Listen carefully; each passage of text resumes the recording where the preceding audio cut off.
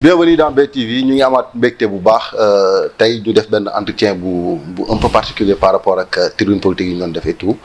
tey maa ngi fii marché central au poisson jàkkaarloo ak directeur Abou Mbaye directeur du marché central au poisson donc tey ñu war a waxtaan aborder ci ay sujets yu bëri ah donc on va parler de gestion marché bi on va parler fan yi gis ngeen am na audition yu fi amoon ci marché bi et tout on va parler de tout ça. Monsieur le directeur amaati naa mbégte dajawaat ak yow.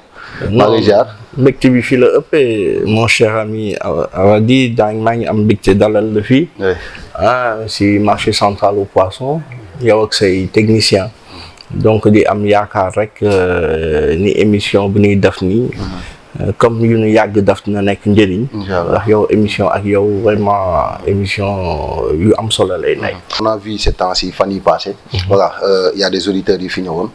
doon xool gestion marché bi doon xool sa taxawaay alors ba nga yëgee ni ñoom dañ fi ñëw ak bañ fi ñëwee alors comment ça vous fait lan nga ñu mën a wax ca par rapport ak ñoom 15 jours yi ñu fi jot a def.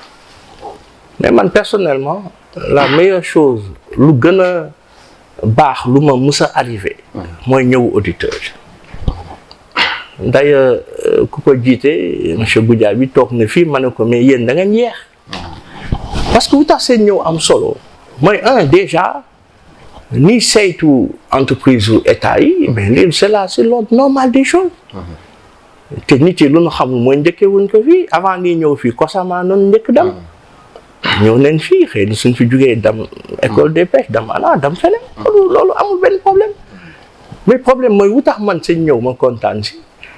mooy xam nga marché central nit yi dañ siy fantasmer c'est-à-dire ngi mel ni jigéen bi dox rek nit yi di fantasmer jigéen bi mi ngi muuru nit yi di wax non par exemple ma jox la benn secret man musuma am salaire marché poisson weer bu dee nii ñu fay ma musuma loolu tey soo ko waxee nit mënu ko xam mais auditeurs yi suñu ñëwee dinañ ko xam man maay directeur bu amul ligne téléphonique ay chaque weer ñu defal ma ligne may woote fu ma neex amul man damay jënd crédit Idimix comme ñëpp man maay directeur bu amul ay bon essence wala carte gasoil nga xam ne heure bu ma neex dagg capp sànni te loolu directeur bu ko amul loolu mooy minimum d'avantage. mais attends directeur dama bëgg ñu taxaw si li nga wax ni c'est-à-dire su fekkee marché bi ñun su ñu mën a comprendre mooy marché bi démembrement wu état la. marché bi peut-être dafa wéeru ci ministère des pêches alors comment fais-tu que yow en tant que directeur yu yeneen directeur di bénéficier wu yow mënoo ko bénéficier wu pourquoi lan moo waral. parce que xam nga marché bi c'est un marché autonome c'est-à-dire gestion marché bi man maa ko yore. man dama ñëw def choix mooy lan laa bëgg est-ce que damay def lu ñeneen daan def fooy marché bi passer ko terang jiital sama intérêt bopp marché bi yàqu wala nga ñëw yow sacrifice sa bopp jël ci li nga war a moom bakko pour marché bi jëm kanam par exemple man weer bu dee su ñëwee normalement un directeur il doit avoir un bon salaire mais weer bu dee su ñëw marché bi tey ma ne jox leen ma marché bi ñàkk man je préfère man ma ñàkk marché bi yëpp tey ligne téléphonique man gisuma nécessité nu may fayal ay montant yu rëy ay communication alors que marché bi war na jëm kanam ay bon gasoil nu may chaque heure may jël ay centaines ay millions di ko def si ay bon gasoil alors que askan bi mi ngi soxla man philosophie boobu laa am mais nag lu am solo mooy pour revenir concrètement si question bi auditeurs yi ñoom seen ñëw solo bu am solo la si marché wu tax mu am solo mooy dina permettre ñu xam réalité marché bi marché bi lu muy dund nit yu bëri doon dafa ne ñun ay caisse ay millions nu ñu yoree alors que ñun on vit au jour le jour ñun marché bi 200 ñuy junni nit yuy dugg si marché bi ñuy fay tuuti la mooy ñu fiy xëy ñu cité 200 nañuy fay toilette yi ay juróom dërëm nañuy fay mara yooyu su la neexee sa dugg génn mais man lu am solo mooy as tuuti loolu nii am dañ koy delloowaat si askan def naa fi ñeent at presque malgré les difficultés du ñàkk dinañ fi ñëw parce qu'on a perdu beaucoup de recettes teewul mosuñu am arriéré de salaire fii amul benn agent bu mun taxaw ne man toog naa weer fayul heure bi may wax ak yéen commencé nañ fay sax salaire bu yàgg marché central rek la am le premier nga commencé dem avance sur salaire marché central Korité dañ lay gunge Tabaski dañ lay gunge et cetera te pourtant marché bi amul statut yooyu yëpp xëy na si au cours de l'émission dinañ si dellu si mais auditeurs yi ils vont venir voir la réalité en face parce que même kilifa yi au plus haut niveau ñoom yaakaar nañ ne marché bi jeexalul dara kenn duñ dimbale musuñu jot subvention musuñu jot accompagnement direct de l'État d'accord et cetera et cetera dinañ ñëw foofu mais dafa am lu ma bëggoon ñu xool parce que da nga wax benn wax bu am solo mooy ñi fiy nekk di liggéey ñu ngi fayeeku ndax fayeeku dama bëgg ñu seetaan élément bi après ñu ñëwaat. asalaamaaleykum maa ngi nuyu yéen ñëpp seen tur seen sant man maa ngi tudd Pape Moussa Sall nekk agent marché central au poisson yor division hygiène environnement marché bi nag buñ koy wax nag hygiène environnement bi moo tax te hygiène environnement bi mooy marché central malgré toutes les difficultés ñu ngi koy maintenir waaw ñu ngi percevoir suñu salaire directeur bi nag depuis bu mu fi ñëwee ba léegi amuñu fi benn arrière de salaire ñu ngi percevoir suñu salaire normalement chaque fin du mois te xam nañ marché bi avant nu mu meloon avant boo ñëwee fekk pour ñu percevoir suñu salaire c'est très difficile par rapport ak yeneen difficultés yu ñu doon dund yëpp actuellement dundatuñ ko parce que non seulement ñu ngi percevoir suñu salaire ñu ngi liggéey ñu bëgg liggéey ñu ngi liggéey comme il le faut ñu bëggul liggéey nag duñu mën a ànd ak moom parce que loolu mooy différence bi. Abdoulaye nekk service contrôle quoi. pandémie fi jaar na fi corona bi jaar na fi mais ba tey xoolal marché bi nu mu setee doo fa gis zéro ordure mi ngi def kenn talaay kàttam ndox bu fanaanee ndox bu tawee du fi fanaan mi ngi def léppam wax dëgg fa yàlla kuy liggéey moom dañ koy jàppale rek mu liggéey war na yàlla wax dëgg fa yàlla mi ngi liggéeyam war na yàlla wax dëgg fa yàlla. man Penda Dieng laa tudd dëkk Pikine di liggéey fii ci marché central di liggéey ci nettoyé bi ba mu fi ñëwee léegi ko xamoon marché central bu njëkk xam ko tey war a xam ne marché central changé na bu baax a baax marché central boo masaan a dugg ci biir marché bi da ngay wax sa yére ci kaw waaye léegi defe naa fu la neex tëdd marché central ku nekk sax fi mu toll nii bëgg ngaa ñëw marché central ndax macha allah marché central dafa bokk ci marché yi gën a kawe waaw ku fi dugg moom xam ne wax dëgg yàlla marché central changé na bu baax a baax a baax a baax a baax ndax ki fi nekk mooy jàmbaari liggéey moo tax marché central changé bu baax a baax. si woon mën naa see wax ndax man li ma wax barki démb rek si émission ma doon def baax na bon na ah man de mun ma kaa wax yokkuma sax ñi koy wax ndax daf ñu fekk si marché bi am lu mu fi liggéey am lu mu fi def kon nit ne bu defee lu baax ba nga ne baax na ëllëg bu juumee sax waat ko ne ko ni nga juum na waaye bu ne ko baaxul te lu baax rek laa xam ci moom ndax nag ku dee dan lay ber marché bi kenn ku ne xam na ni meloon démb xam na ni mel tey ñun ñi kenn ku ne da nga jaay gis ay client nan daan dikki ak ren ak léegi fi ñu toll ni client di dikkee amaa nag jamono yi ñu nekk ni am na jafe-jafe jafe-jafe nag mënut a ñàkk fépp la am ndax kenn ku ne xam na ne ku ne nawet xam poto ku ne nawet xam salte ku ne nawet xam taataa kon loolu tamit taxul man de sama wàllu bopp man ne bon na taxul ma wax liggéeyul ndax tamit nit du liggéey yeggaleegul nga ne ko liggéeyoo man de bokk ma ci wax loolu. alhamdulilah rabbil alamin wax dëgg yàlla am na ñoo xamante ni dañu bàyyi woon marché bi waxuma laa ñu dañ ko bàyyi woon bàyyi lañ ko defoon ndax lan salte pocco xalaatoon nañ tey ñoo xam boo duggee tey ci ndox mu salte ba dem sa kër ngay xam lépp dëgg la waaye tey li nga gis ni yëpp tey marché bi mel ni ba fii ñu toog nii ay jamono yow sañoo foon taxaw lii ne jardin bi moo ko fi def kubéelu mbalit yi ngay gis moo ko fi def ak leneen ak leneen loo xamante ne mooy ba pare def ci idée lu gën a garaaw mooy lan marché bi toll na foo xamante yow boo dee sànni mbuusu ndox sax da nga koy xalaat loolu moom moo ko fi mooy lan nouvelle vision ak nouvelle démarche loolu moom moo ko fi ni mouvement boobu noonu DG Abou Mbaye moo ko fi def mooy nouvelle vision nouvelle gis-gis bu bees ak doxalin bu bees. ay agent simple ñu daan fay 50 000 la ñu daan fay si agent nettoiement ba pare laataa ñu daan jot suñu salaire yooyu dañ daan toog 2 mois pour ñu fay ñu benn te bu ñuy fay 33 500 lañ ñu daan jot comprendre nga yi nga xam ne dañuy wax dañuy xamul moo tax depuis Abou Mbaye bi mu ñëwee si marché bi ba léegi mosuñu yoreel dërëm suñu 50 000 yooyu ñu doon fay di ñu jox 33 500 par 3 mois lañ ñu ko doon jox moom bi mu ñëwee boobu la lépp dagg chaque mois mu fay ñu daan fay nañu fi le 27 le 28 le 29 le 30 le 1er bi mu amee problème moom taxul terewul mu ngi ñuy fay bi mu yéexee tamit comprendre nañ ni am na lu nga xam ne moom moo tax mu yéex te terewul mu ngi ñuy fay def na fi 4 ans presque ñu ngi ci 4 ans mosuñu yoreel dara ñiy wax dañoo xamul li ñuy wax. tey déjà bi mu ñëwee fekk na fi ab benn situation boo xam ne nii situation bi lépp mooy manqué lépp laa wax muy liggéey bi te doon na tardé teg ci avant muy ñëw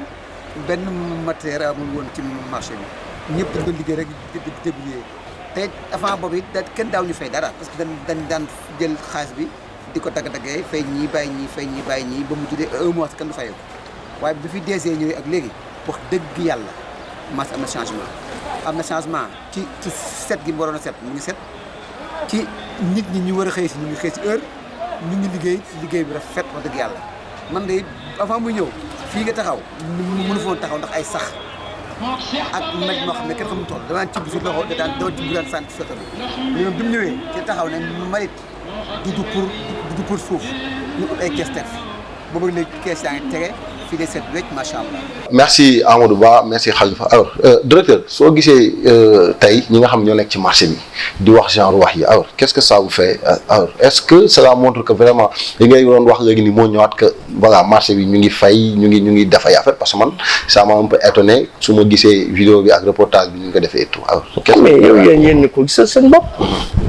les agents ils sont payés on a plus de 200 et quelques agents. ñoom ñëpp ñu ngi fayeeku reportage bi yéen d'ailleurs bi ngeen koy def sax yëguma ko. maa ngi koy doog a seetaan. xam nga parce que man fii amul dara lu mu nëbb. mais nag par contre dafa am bu am si marché bi mooy man loolu mooy sama carte de visite. ku liggéey. am nga fi place.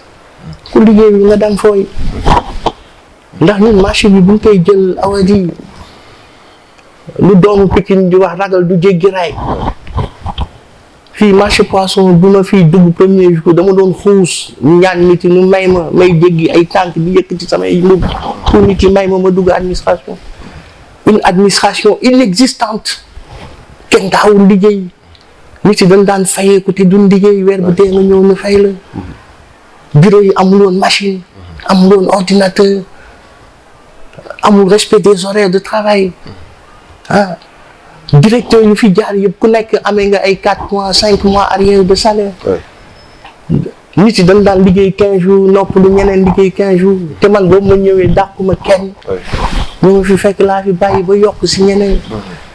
oui ce qui est important est que suñu réew.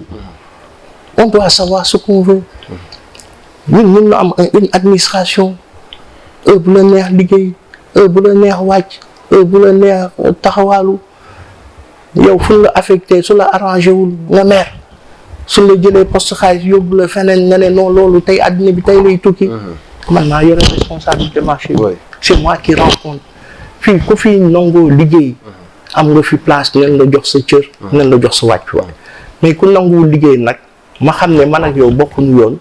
mais nga dem fooy. sa morom ñëw. d'accord alors yaa ngi doon wax temps est passé seetaan naa ci benn télé de la place. ñu def benn reportage comme quoi di wax que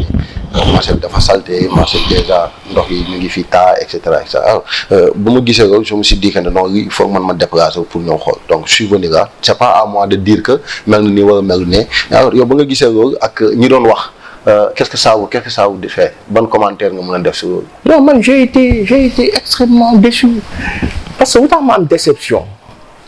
mooy marché central ñëpp xam nañ ne set mooy seen carte d'identité. Il y a tellement de gens qui se battent ay jàmbaar di xeex pour marché bi di set marché bi 10 000 personnes noo fiy dugg bis bu nekk de 8 heures 9 heures 10 heures ay junni nit nooy dugg nit yi di jël ay jën na ñuy jaay day ànd ak ndox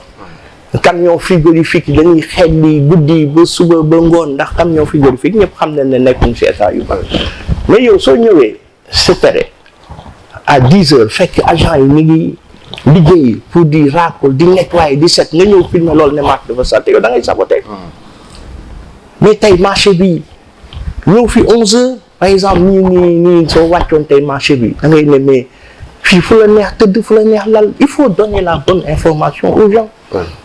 donc man boobu moo ko gisee man metti na ma mettiwu ma lu tax mettiwu ma mooy man xam naa yàlla xam na ñu may liggéeyal mareyeurs yi xam nañ ñun marché bi dafa am équipe nettoiement suba am équipe nettoiement ngoon marché bi espace vert yaa ngi fi mais nag par contre ay difficultés am na xam nga tey nan laa mun misaale marché poisson awaj nga toog 2 heures du matin mu fëgg la tong nga jóg ne la sa dëkkandoo bi de mi ngi waaj a sukuraat daw sil gaaw nga sol sa yére daw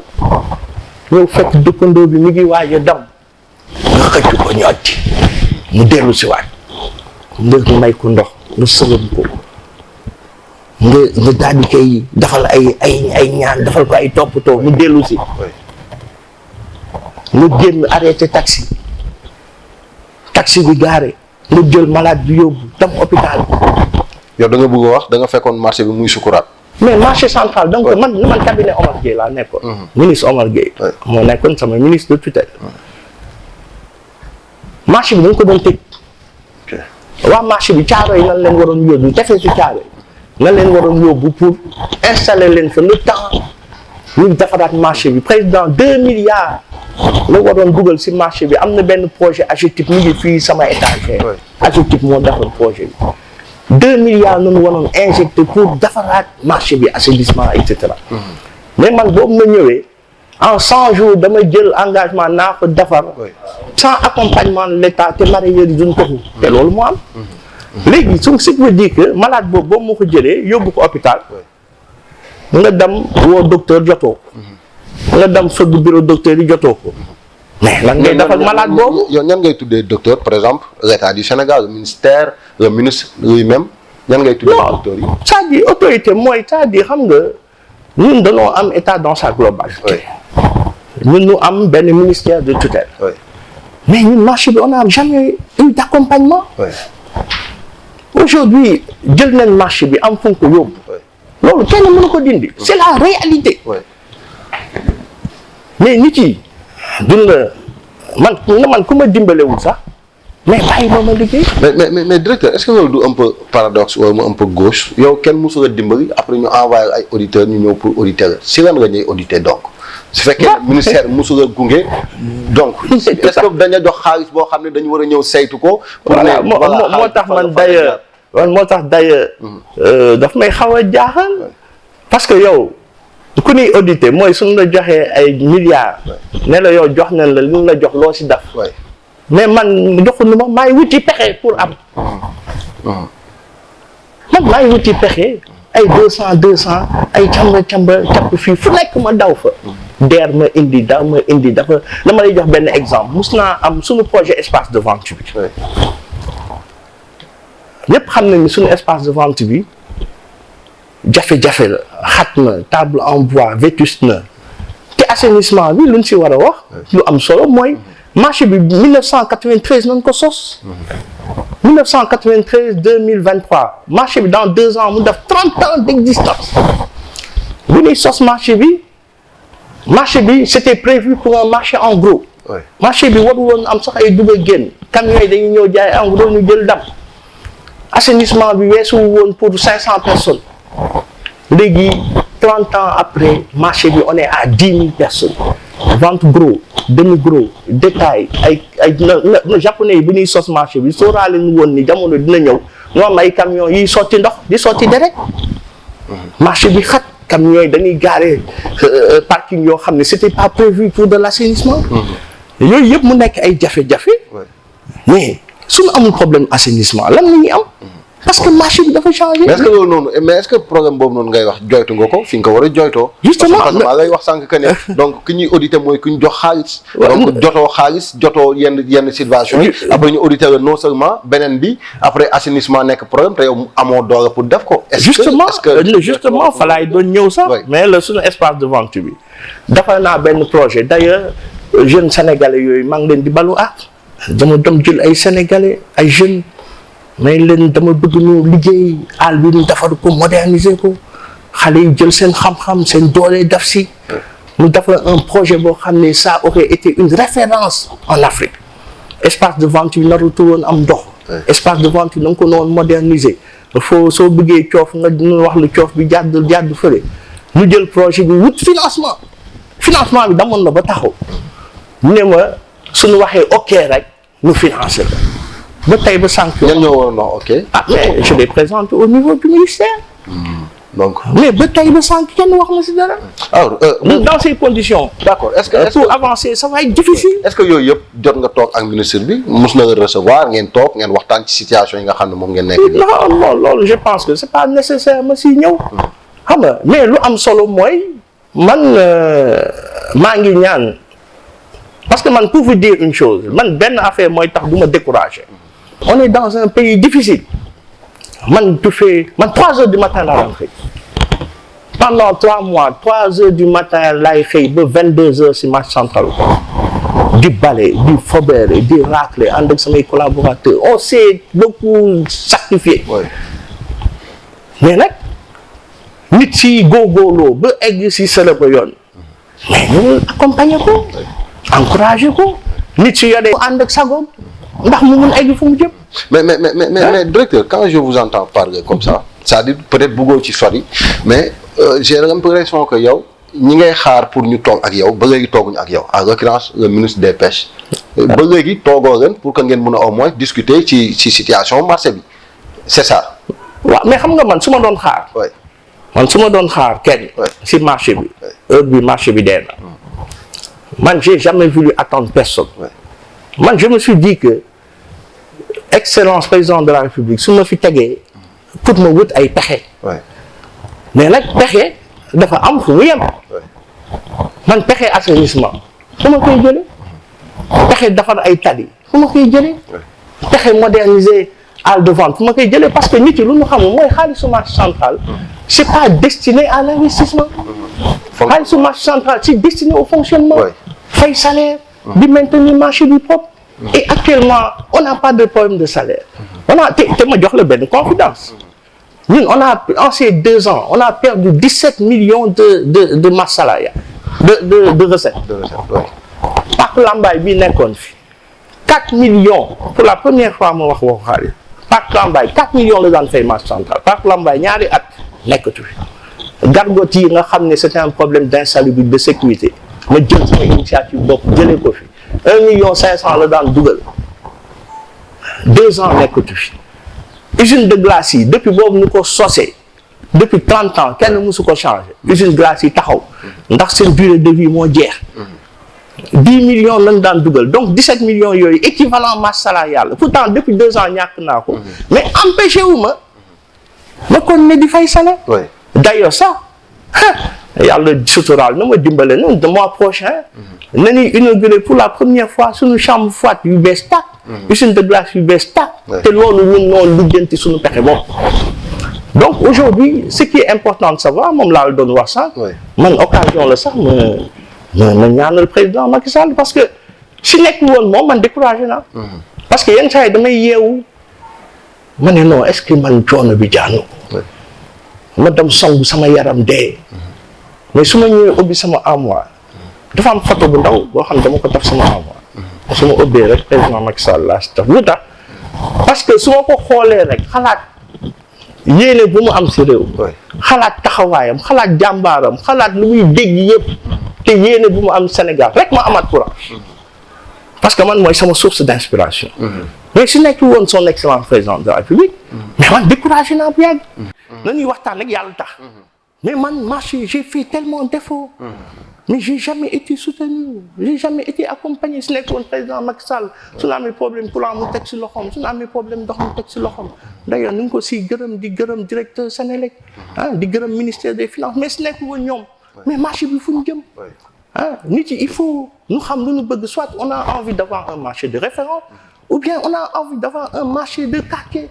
mais mareyeurs yi suñu ñëwee suñu toggee jën géej gi baaxul mareyeurs yi damuñu géej amul jën liggéeyuñu marché bi du baax donc ñun on fonctionne au jour le jour léegi nag xaalis boobu daan ñëw dafa daan tax mais may gën a yeesal liggéey bi par exemple dañ daan def par exemple ouverture si ñëwee ñu jënd ay cahiers ay fournitures may personnel bi dañ daan def mareyeurs yi ñu jékki-jékki xool ñu leen di accompagner si ay activités et cetera donc xaalis boobu dafa doon tax marché bi gën a mën naat gën a mën am ay investissement mais loolu su fi nekkatul du tee ma bàyyi lu ma doon def mais damay fonctionner en fonction des priorités. Par exemple tey su ma waree togg ceebu jën jaga ma ne ceebu jën jaga mënul nekk xaaral ma yem si ceebu jën dong waaye du tee ceeb day am te day saf day neex loolu moo tax marché bi continuer di dox di fonctionner mais avec beaucoup par exemple matériel yu ñuy nettoyer su ma waroon jënd cachère yuy nettoyer ak ndox mënatuma ko damay wut raakool. d'accord et cetera yooyu yëpp ay plus moins la rek. nga ñuy def yu ma bëggoon lu am solo mooy marché bi amul koom-koom bu doy parce que lu tax amul koom-koom bu doy mooy 10 000 personnes yu fiy dugg 10 000 personnes yooyu dañuy jariñoo marché yi te ñuy fay matuñu 500 600 personnes. comment. ah waaw parce que ñii ñëw di jënd jën duñu fay. nii ñëw di jënd jën pour les revendeuses ñëw di jënd jën pour damaat ci marché yi jaay du ñu fay donc ñu am activité fixe rek dañuy dugg jënd li ñu jënd dem à un moment donné sax maa ngi doon réfléchir xool nan la ñu mun def pour parce que Seras sunu xarit Seras maa ngi nuyu d'ailleurs sama grand frère le directeur ku fay dugg di ndekki sax da ngay fay mais marché central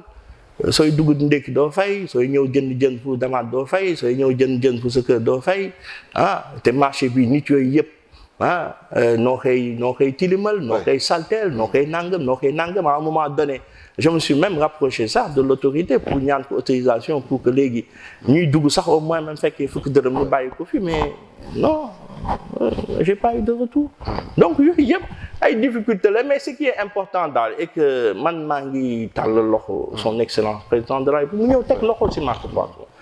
parce que marché poisson c'est un marché extrêmement important marché bi dafa war a jouer son rôle ci Afrique dafa war a jouer son rôle ci àdduna bi mooy nekk un marché de référence mu nekk fierté peuple sénégalais te loolu président Macky Sall rek aussi man tey soo xoolee marché poisson ak dayoo bu mu amul statut mais loolu nan nga ko mën expliquer marché bu amul statut liggéeykat yu jàmbaar yu fi nekk di liggéey mais fan la ñuy amee sécurité de l'emploi mënuñu am fiche de paie pour nekk pourtant dox naa jéego yu nekk pour au moins ñu am IPRES am retraite mais soo amul statut mënoo ko am effectivement tey statut su ma ko amoon ma wut sax ay partenariat ku ma dimbale wut sax man ma tojal sama bopp ma xool nu may ma gérer sama bopp donc yooyu yëpp vraiment président Macky Sall moo war a jël en main vraiment marché poisson recevoir acteurs yi recevoir responsables yi ñu xool nan la ñu mun fexe ba marché bi ñu jàppale ko pour mu nekk marché boo xam ne day nekk sax ci Sénégal. d'accord alors en tout cas je pense que président day seetaan BTV ñu ko jege dañ koy seetaan donc voilà président war na ñëw teg loxo ci marché bi autorités yi aussi le ministère des pêches le ministre lui-même war na mën a toog ak kilifa gi ñu wax ko jafe-jafe yi nga xam ne moo nekk ci marché bi su fekkee mun na si jàpp mu jàpp parce que marché bi marché la boo xam ne tey su fi nekkatul mun naa wax ne chômage bi président di xeex dafay gën a yokk dootu fi gaaw a jóge parce que fuy jël 10 000 personnes par jour je pense que kooku secteur bu am solo bu ñu war a accompagner bu ñu war a taxaw bu ñu war a gunge et je pense que message bi jàll na alors directeur temps yi gis nañ nag da nga commencé dugg ci politique bi quoi c'est-à-dire gis nañ yaa ngi bëgg a lancer benn mouvement temps yi gis nañ sa tournée yi yaa ngi bouger un peu partout di rassembler alors lan moo la animé pour que au moins nga bëgg a soutenir président Macky Sall. mais c'est le meilleur président que le Sénégal n'a jamais eu. Président Macky Sall chance la pour Sénégal te après na ñuy comprendre mais comme man marché poisson rek après na ñuy comprendre président lu mu liggéey ci secteur bi liggéey ko ci réew mi agriculture élevage pêche liggéey ko ci infrastructure liggéey ko ci aspect social liggéey ko ci démocratie mais président Macky Sall yàlla moo nu ko wàccee ñun nag suñu nekkee ay jeunes ñu xam ne kii mooy sunu mooy sunu challenger ñu respecté ko fépp ci àdduna bi respecté ko ci Afrique mais kooku da ko war a accompagner man nag très bientôt mi ngi en gestation d'ailleurs fan yii yëpp maa ngi def sax dem naa fi Saint-Louis yàggul maa ngi travail ci suuf mais très bientôt dinaa lancer un vaste mouvement de soutien au président Macky Sall te sama sympathisant sama militant yëpp instruction bu ma leen jox mooy gox bu nu nekk noonu liggéey pour président am fa ndam ci élection locale on va le lancer très bientôt. Mais loolu jubluwuñ si dara lu dul soutenir, accompagner les actions, la politique du président Macky Sall. C'est justement ça amoo ambition ou. Non ambition man sama ambition mooy liggéey. Oui. Mais vous avez l'ambition quand même de briguer la mairie de Dieuppeul wala. Non c'est-à-dire xam nga man président kii rek ngay. c'est-à-dire ambition mun nga ko am. mais man dafa am lu ma jàng si état. ndaw laa de mais am naa lu ma jàng si état. Respect de l'autorité. benn loyauté envers l'autorité. loolu dafa am solo si ànd. man quel que soit le contexte je reste loyal. quel que soit le contexte je respecte l'autorité. président ñun lu ñu bëgg président mooy décider. soit suñu kilifa la wala nu bàyyi. nu nekk suñu kilifa bopp. ñun bëgg neen mais suñu eggee ba cappaandaw ga président xam na lu muy ku muy tànn ak ku mu wóolu teg ko fa boobaa nag ñun ñëpp dañuy ànd rangé wu si kooku liggéey pour que mu am ndam te duñ ko si iñaane dara donc suñu mouvement bientôt dinañ ko lancer c'est imminent waxtaan yi yaatu na day nekk un mouvement national gox yëpp ni ngi fay samp ay représentants dinañ ko lancer en très grande pompe pour àdduna bi yëpp xam ne DG Abou Mbaye yàggoon naa ko bëgg def. ñu bëri reproché nañ ma lu tax def ma ko. mais man moment mission bu ma président Macky Sall dénkoon. il fallait ma am ndam si loolu. parce que mission bu njëkk homme politique mooy ku luñ la jox nga def si résultat. mais yow luñ la dénk dafoo si résultat ba pare bëgg wax bu bëri. mais dimbale woo président Macky Sall. léegi nag lu ñuy def nañ si résultat en tout cas luñ si mën def nañ ko. léegi nag jot na ñu impliqué wu personnellement mobiliser wu ak samay collaborateurs ak samay am di jàmm ak samay soppe occasion la sax me féliciter vraiment monsieur Mohamed Cissé sama coordinateur des activités moom du ñàkk mooy nekk représentant mouvement bi sax au niveau de la région pourquoi pas au niveau de Pikine mais moom liggéey bu am solo c'est quelqu'un de respecté ñu mel noonu ñu ngi siy liggéey ak ñoom mais incha allah yàggatul dara dinañ dégg mouvement bi à travers le Sénégal te président dina xam ne am na ay ndaw yu taxaw tem pour jàppale ko si fulla ak fayda ak ngor ak loyauté. D'accord ñu ngay remercier l'émission tire à sa fin donc entretien exclusif la woon doon dalal tey directeur marché central au poisson muy monsieur Abou Mbaye alors directeur peut-être loo xam ne waroon naa ko poser ma fàtte ko poser ma comme question wala loo xam ne bëggoon nga ko wax te poser ma comme question ma bàyyi la peut-être benn 2 minutes nga résumer ko. waaw ma sant la gërëm la sant gërëm samay collaborateurs mais surtout lancer un appel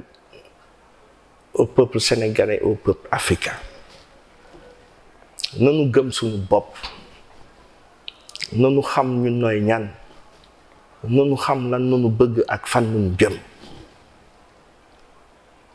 nanu fonk liggéey nanu fonk kilifa nanu yéenante jàmm nañuy waxante lu rafet ndax léegi am na lu xew ci jamono man xawma fan lañu jëm suñ Sénégal mooy lu maam ab doon wax rek gaal gi benn gaal la ci moom nanu ëbbee ci moom nañuy tëj gaal gi benn gaal la nanu ñaan mu mucc mais yow soo bëggee nekk ci gaal gi ñaan ku jiite gaal gi mu bañ a mucc yow gaal gi ci suuxee xam foo jëm nanu respectante nekk sa ginnaaw sa toog sa salon teg sa coca jaaxaan yore sa machine di saaga nit di ko yekk lu dul xeme di wax ci moom lu ñaaw kooku am na ay mbokk am na ay soppe am ay am di jàmm loolu liggéey lu réew man daal en tout cas maa ngi ñaan yàlla defal nu jàmm defal ko président Macky Sall defal ko sénégalais yépp féliciter aussi dëgg yàlla askan bi si malgré les difficultés nga xam ne moo wër àdduna yépp sénégalais yi ni ngi garder seen dignité loolu daal moo nekkoon sama dernier message di ñaan yàlla defal nu jàmm yow tamit yàlla dund ba mu nekk télé boo xam ne international lay nekk lii day wane ni ndaw am na ndaw yu xam fu ñu jëm yaa ngi vous êtes un jeune de qualité teewul yaa ngi gëm sa bopp di ñafe di liggéey te incha allah amul werante ni yàlla dina la may ndam maa ngi sant di gërëm ñëpp wasalaam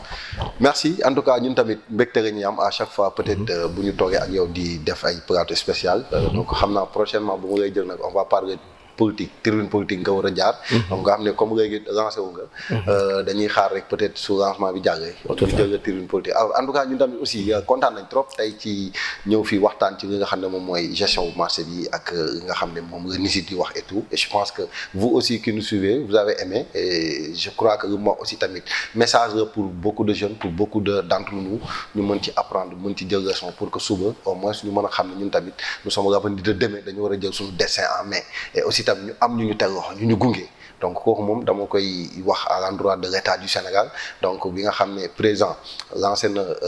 xëyu ndaw ñi gis naa ministère de l'environnement Abdou Karim Sall recruté na 1000 jeunes donc gis naa aussi tamit yeneen domaines yi ñu ngi ci donc je pense que noonu la war a mel Sénégal jeunesse bi dañu war a am si lu ñu jàpp parce que ndóol bi bari na fi